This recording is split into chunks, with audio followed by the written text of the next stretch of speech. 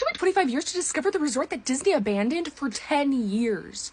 Disney loves the idea of value resorts. It's like, I know that you can't even pay for groceries, but what if you paid for a theme park? And so that's why they created All-Star Resorts. And that was doing so well that they're like, what if we did this again? So they came up with the idea for Pop Century. Sometimes you want to go back in time to when women had even less rights, okay? So they're like, we're going to do two phases, okay? The first one's going to be the 1900s to the 1940s, and then we're going to do the 1950s to the 1990s. But for some reason, they started with the 50s to the 90s. They're building it's all going swimmingly until 9/11 happens. Obviously, tourism was super down, so they're like, okay, we literally started building the 1900s to the 1940s, but we're not making enough money to keep doing this. So I guess we're just going to stop. They created two of the buildings, and then they also had the entrance hall. But the thing is, they just left it abandoned for like 10 years because like, well, can't do anything here. So there's even a bridge that you could cross, and you would just hit a wall because you can't go any further. You could see the abandoned buildings across the water from the 1950s to the 90s. Eventually, they turned that into the art of animation, and so the Lady Mermaid ones are actually the suites that you see there, and that's why they have outdoor entrances and hallways as opposed to internal ones, and then Daddy Train can just stare at you and judge you. Why is it still called Pop Century if it's